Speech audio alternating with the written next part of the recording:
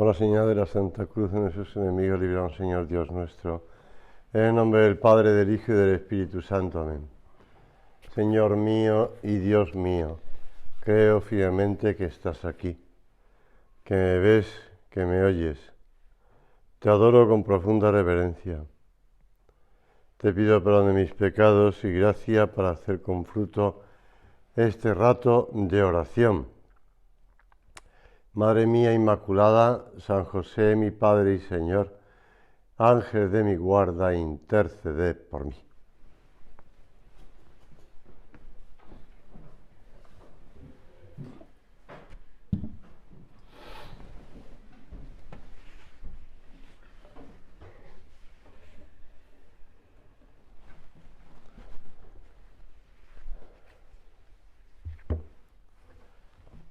El Señor insiste en repetidas ocasiones en el peligro de los falsos profetas, que llevarán a muchos a su ruina espiritual. En el Antiguo Testamento también se hace referencia a esos malos pastores que causan estragos en el pueblo de Dios. El profeta Jeremías denuncia la impiedad de aquellos que profetizan por Baal y desorientan a mi pueblo Israel. Lo engañan y le cuentan sus propias fantasías y no las palabras de Yahvé. Descarrían a mi pueblo con sus mentiras y sus jactancias, siendo así que yo no les he enviado, ni les he dado misión alguna, ni han hecho a mi pueblo ningún bien. Y en los comienzos del cristianismo también aparecen. San Pablo habla de esos falsos hermanos y esos falsos apóstoles y advierte a los primeros cristianos que se guarden de ellos. Y el propio San Pedro los llama falsos doctores. En nuestros días también han proliferado los maestros del error. Ha sido abundante la siembra de malas semillas y han sido causa de desconcierto y de ruina para muchos. Ayer apareció en algunos medios la noticia y también como el estupor o el asombro de que esto todavía se pudiera seguir produciendo, de que a un profesor de teología le habían negado la venia para ser decano de una facultad de teología por sus doctrinas contrarias a la fe y a la moral católica. Y había escándalo por esto, ¿no? Pero es que es un tema que sigue siendo recurrente, ¿no? Los falsos doctores, los falsos pastores. Se cuenta que después de la muerte de uno que fue obispo en Maguncia, el Observatorio Romano hizo público el siguiente recuerdo de su vida. En uno de sus viajes celebró la Santa Misa en un colegio de religiosas. Al darle la comunión, cuando se acercó una de las últimas monjas, se conmovió profundamente. A duras penas pudo contener la emoción y acabar la Santa Misa. Antes de marcharse, todo esto sale publicado en los Observatorios Romanos de aquel tiempo, porque no es de ahora, manifestó a la superiora su deseo de saludar y despedirse de las religiosas. Fue hablando con cada una y él iba como le pasaba a David, ¿no? y sus hermanos. Perdón. El profeta Samuel iba descartándolo, pues igual él iba descartando a las monjas. Y preguntó que si faltaba alguna. La superiora le respondió que sí, que faltaba la hermana cocinera. Y el obispo dijo que le gustaría despedirse también de ella. Cuando la vio delante, se dijo para sí, esta es. Y hablando con ella, le preguntó si rezaba mucho. Y la monja cocinera, con gran naturalidad y sencillez, respondió, No puedo rezar mucho porque siempre estoy ocupada. Lo que sí hago es ofrecer el trabajo del día. Y para estar más atenta, ofrezco la primera hora del día por el Papa, la segunda por los padres de familia, la tercera por los obispos y la última del día, cuando es mayor el cansancio, por los muchachos a quienes Dios quiere sacerdotes para que le escuchen atentamente y respondan sí con generosidad. La monja volvió a su cocina y el obispo le contó a la superiora. Había un joven de 18 años con dinero que pertenecía a una familia bien acomodada económicamente. No pensaba más que en divertirse. Una noche, mientras estaba bailando, de repente vio delante el rostro de una monja que rezaba por él y miraba fijamente su alma. Impresionado se marchó del baile. También él se miró y encontró su vida vacía y se preguntó, ¿qué querrá Dios de mí?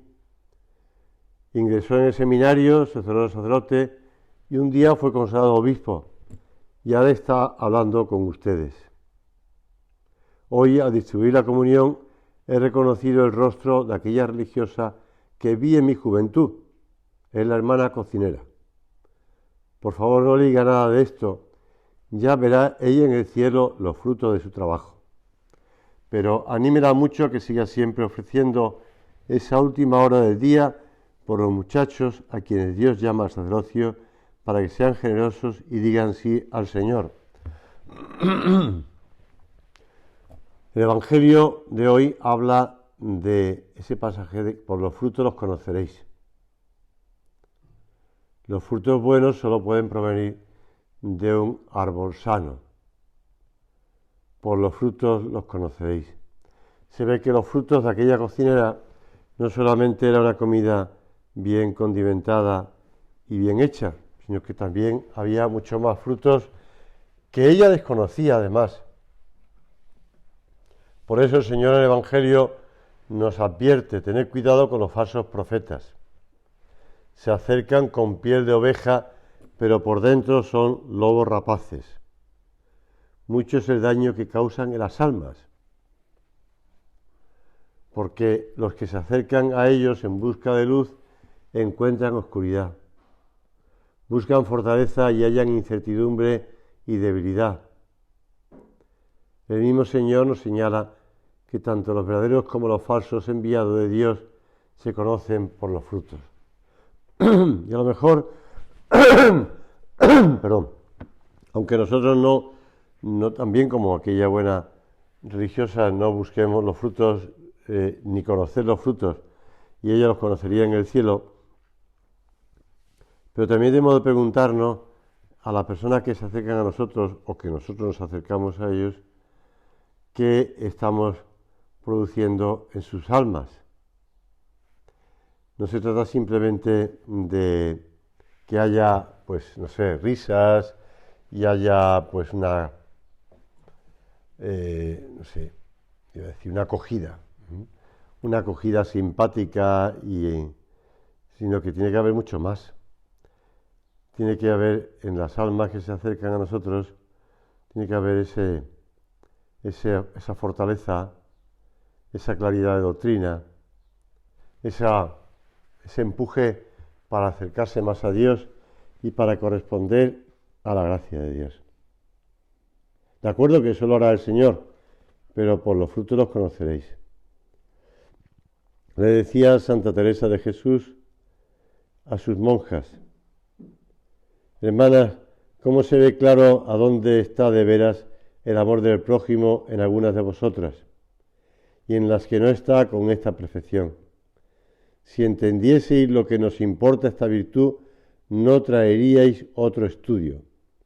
Cuando yo veo almas muy dirigentes a entender la oración que tienen y muy encapotadas cuando están en ella, que parece no se osan bullir ni menear el pensamiento porque no se les vaya un poquito de gusto y devoción que han tenido, háceme ver cuán poco entienden del camino por donde se alcanza la unión y piensan que allí está todo el negocio. Que no, obras quiere el Señor, y que si ves una enferma a quien puedes dar algún alivio, no se te dé nada de perder esa devoción y te compadezcas de ella, Y si tiene algún dolor, te duele a ti. Y si fuere menester, lo ayunes, porque ella lo coma, no tanto por ella, como porque sabes que tu Señor quiere aquello. Esta es la verdadera unión con su voluntad.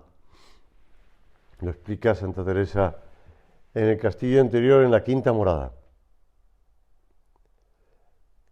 Que no se trata simplemente de que estemos a gusto con el Señor, de que estemos bien con el Señor, sino se trata de pensar en los demás. ¿Acaso se cosechan uvas de las zarzas o higos de los cardos? Los árboles sanos dan buenos frutos, los árboles dañados dan frutos malos. Un árbol sano no puede dar frutos malos, ni un árbol dañado dar frutos buenos. Por eso tú, Señor, nos animas a estar vigilantes, a no dormirnos en los laureles o en el estar, sino que tenemos que ser apóstoles y tenemos que no solamente estar, sino ser. Eso repetía tantas veces San José María. No se trata de estar en el Opus Dei, sino ser Opus Dei. Que seamos prudentes con los doctores falsos y con sus doctrinas engañosas, pues no siempre será fácil distinguirlos, ya que la mala doctrina se presenta muchas veces con apariencia de bondad y de bien. Nosotros hemos recibido del Señor una idea muy clara. Se la hemos de repetir a San José María, al Beato Álvaro del Portillo, a don Javier Echevarría y ahora al actual operador del Opus Dei. Hemos de poner a Cristo en la cumbre de todas las actividades humanas. Instaurare omnia in Cristo. O también con esa expresión gráfica de San José María, darle la vuelta al mundo como un calcetín. Evidentemente nosotros no lo podemos hacer, necesitamos la gracia de Dios, pero hemos de colaborar con el Señor, no nos hemos de limitar a estar, sino hay que ser, y no vamos a hacer apostolado, sino ser apóstoles de verdad, conscientes de que el Señor pues espera que le ayudemos a los demás a acercarse, que no nos limitemos simplemente a, a estar con la gente. Ya sé que esto es un poco anécdota sentimental, ¿no?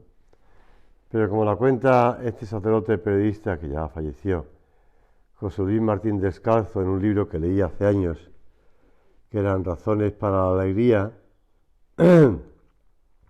cuenta que me regalaron una yuca estupenda de 3 troncos, bonita, que pronto se convirtió en lo mejor de mi terraza.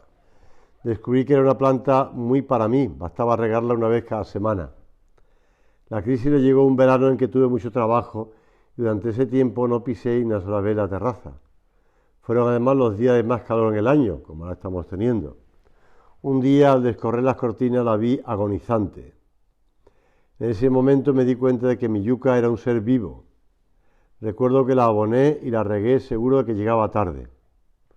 Una amiga me explicó que la planta ya no cabía en la maceta, que con el paso del tiempo la planta había ido comiéndose la tierra y ahora lo único que quedaba era una gran maraña de raíces, que tendría que comprarle una maceta nueva y más grande, ponerle tierra nueva y fresca, y debería sobre todo comenzar a cuidarla y a quererla. Tendría incluso que hablarle, porque también las plantas necesitan cariño. Descubrí que una planta se tiene o no se tiene, pero si se tiene hay que cuidarla, porque toda vida es sagrada. Empecé a ser testigo del milagro, un día a día veía como la yuca, me acuerdo del club, iba enderezando sus lanzas, endureciendo sus troncos, haciendo asomar ramitas nuevas, y estoy asombrado, ahora sí que es lo mejor de mi casa. Y bueno, y pues va contando cómo la yuca fue creciendo después de los cuidados.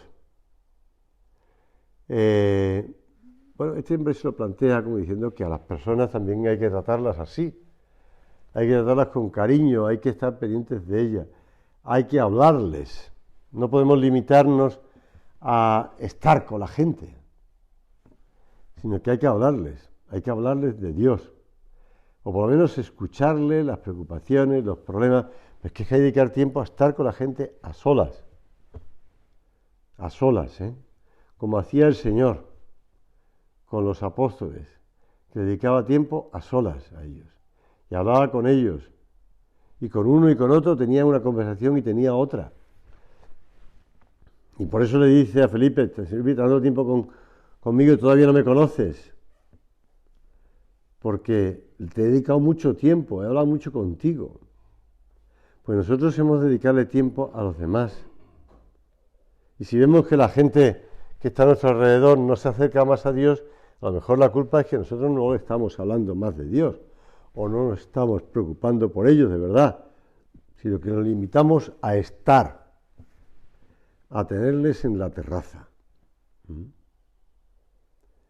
Y hay que, complicarnos. La salvación del cristiano es la misma vida de Cristo. Es la santidad personal, que no se puede suplir con ninguna otra cosa. Por eso no debemos separarnos nunca del Señor, ¿de acuerdo? Pero hemos de transmitir la savia a los demás. Transmitírselo a los demás. No limitarnos a recibirla. San Bernardo tiene un sermón que habla de eso, que no podemos ser ni laguna, ni pantano, ni, bueno, entonces no existían los pantanos, pero bueno, ni represa, ¿no? Sino que hemos de transmitir el agua a los demás. Tenemos que ser viaducto, donde llegue el agua a los demás. Y en el trato con el Señor, hablando con el Señor de las personas que están alrededor de nosotros, las personas que tratamos, hablando con el Señor de ellos, pues podemos después hablarles a ellos de Dios. Y en el trato con Jesús aprendemos a ser alegres, a comprender, a querer de verdad, a ser buenos cristianos, a no limitarnos a estar. La unida unión con Cristo necesariamente trasciende el ámbito individual, decía San José María. De ahí brota la fecundidad apostólica, ya que el apostolado, cualquiera que sea, es una sobreabundancia de vida interior, de esa unión vital con el Señor. Y esta vida de unión con Cristo, dice el Concilio Vaticano II, se nutre con los auxilios espirituales comunes a todos los fieles, muy especialmente con la participación activa en la Sagrada Liturgia. En la misa tenemos que acercar al Señor a todas esas personas con las que estamos tratando, que tenemos alrededor. Y de ahí tenemos que sacar, por supuesto, el alimento para esas personas. Los seglares, continúa el Vaticano II, deben servirse de estos auxilios de tal forma que al cumplir debidamente sus obligaciones en medio del mundo, en las circunstancias ordinarias de la vida, no separen la unión con Cristo de su vida privada, sino que crezcan intensamente en esa unión realizando sus tareas en conformidad con la voluntad de Dios.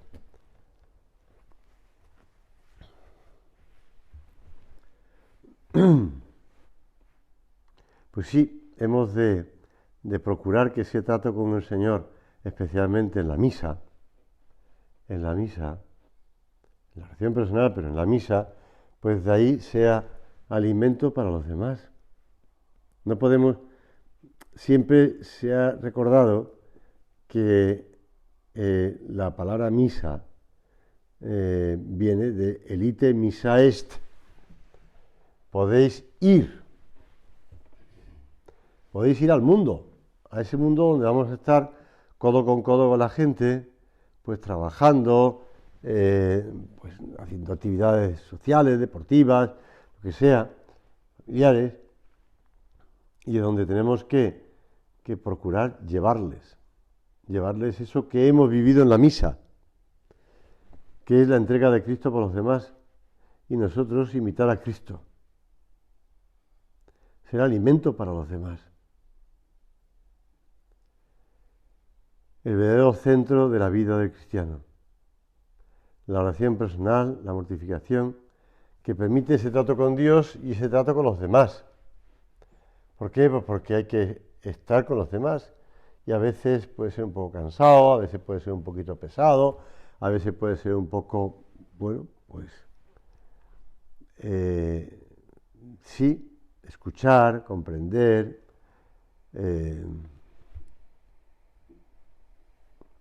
tener paciencia, como con la yuca, ¿no? También tener paciencia con la yuca. Y a lo mejor pues ahora hay que cambiarle maceta, porque la maceta es muy divertido cuando estoy con mi hermano y me habla de plantas que tiene allí, que está cuidando, creo que sea, y me habla bueno, el otro día me hablaba de las fresas que está cultivando, ¿no? Y digo, está preciosa la mata, ¿no? Está muy bonita la mata, sí, pero tampoco es que para mí sea una mata encantadora, ¿no? Pero es una mata de fresa y está muy bonita, y la riegan y la cuidan y va creciendo y bueno, a ver cómo salen las fresas después, yo no lo sé, pero me hizo mucha gracia, ¿no? Porque ese cuidado de la planta, ¿no? De las plantas, y el cuidado del césped que han plantado recientemente, y el cuidado de todas las plantas que hay allí, cómo las miman, cómo las miman. ¿Es cansado? Claro que sí. ¿Que hay que dedicarle tiempo? Claro que sí. Que hay que saber pues cómo quitarle las plagas que puedan venir, como el otro día una granizada agujereó unos invernaderos en Aranjuez. Bueno, pues hay que tener cuidado porque, claro, pues sí, así es el trato con las personas. Así es ese espíritu de oración y de mortificación que lleva la alegría, la serenidad, la facilidad para disculpar ante los errores o la exigencia de los propios deberes o la sobriedad en el uso de los bienes materiales. ¿Por qué? Porque es el buen olor de Cristo.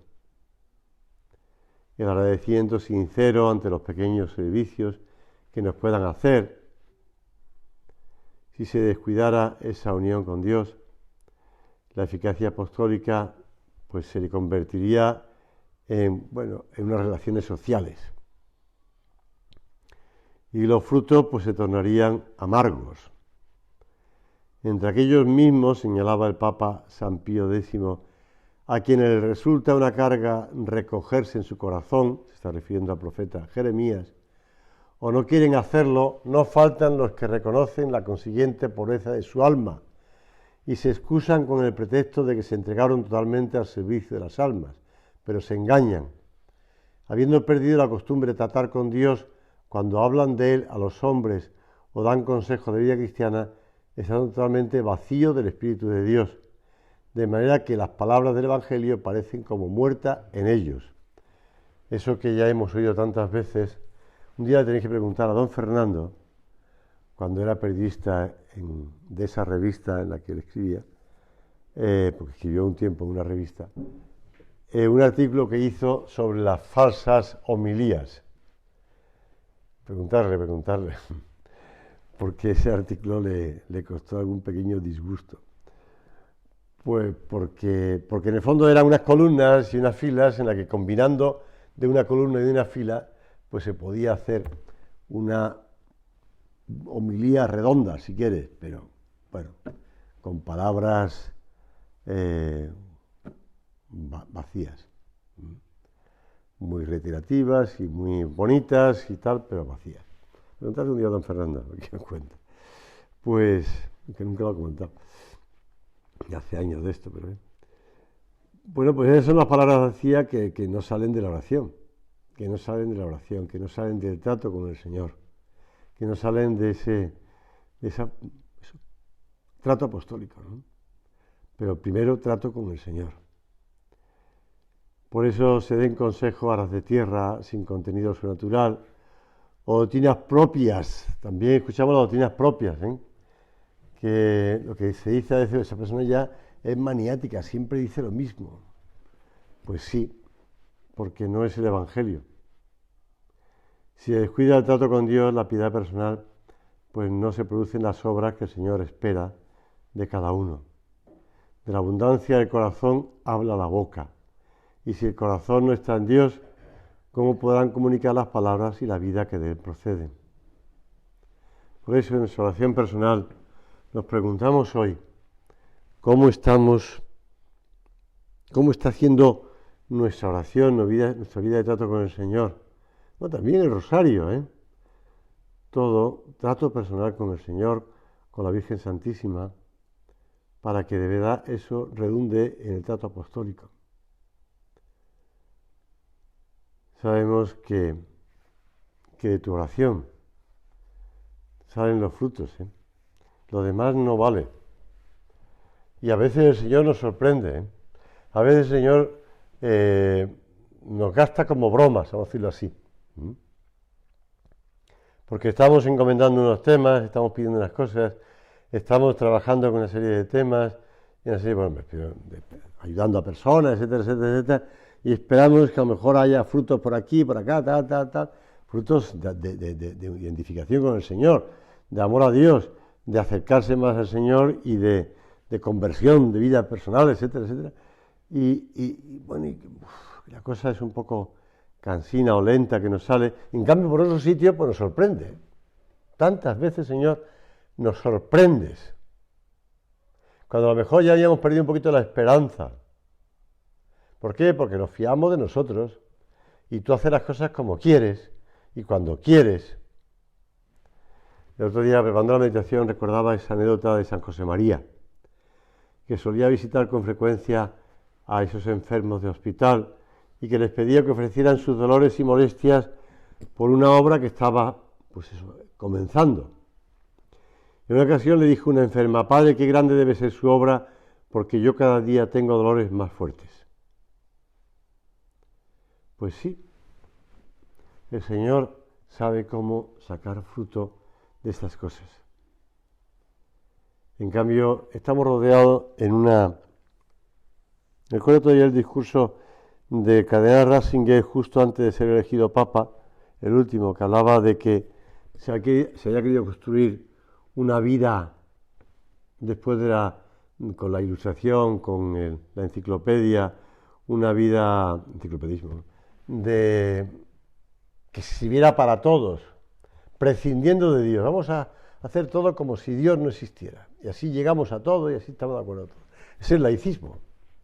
El laicismo que produjo esas dos grandes guerras mundiales y sigue produciendo tantas cosas. Es el laicismo que produce esos frutos amargos. Leía la noticia de que están preocupados pues por eso. No solamente por la soledad, sino por los suicidios. Por los suicidios. Pues junto al fenómeno del laicismo tiene que haber también ese empuje del amor de Dios, esa preocupación por los demás. Decía el Papa Pío XII, donde el laicismo logra sustraer al hombre, a la familia y al estado del influjo regenerador de Dios y de la Iglesia, que aparezcan señales cada vez más evidentes y terribles de la corruptora falsedad del viejo paganismo, cosa que sucede también en aquellas regiones en las que durante siglos brillaron los fulgores de la civilización cristiana. Miramos pues la vieja Europa, ¿no? La vieja Europa. Y San José María repetía en camino un secreto a voces: estas crisis mundiales son crisis de santos. Dios quiere un puñado de hombres suyos en cada actividad humana. Después, paz Christi in regno Christi, la paz de Cristo en el reino de Cristo. Instaurare omnia in Cristo. Así hemos empezado la meditación. Y queremos poner a Cristo en la cumbre de todas las actividades. Miremos con fe el ejemplo de la vida del Señor, de la que se desprende también la gran personalidad humana de José. En ningún momento nos aparece, decía San José María, como un hombre apocado o asustado ante la vida. Al contrario, sabe enfrentarse con los problemas, salir adelante de las situaciones difíciles, asumir con responsabilidad e iniciativa las tareas que se le encomiendan. Pues nosotros también, con la gracia de Dios, y con la ayuda de Dios nos esforzamos por procurar esos frutos abundantes.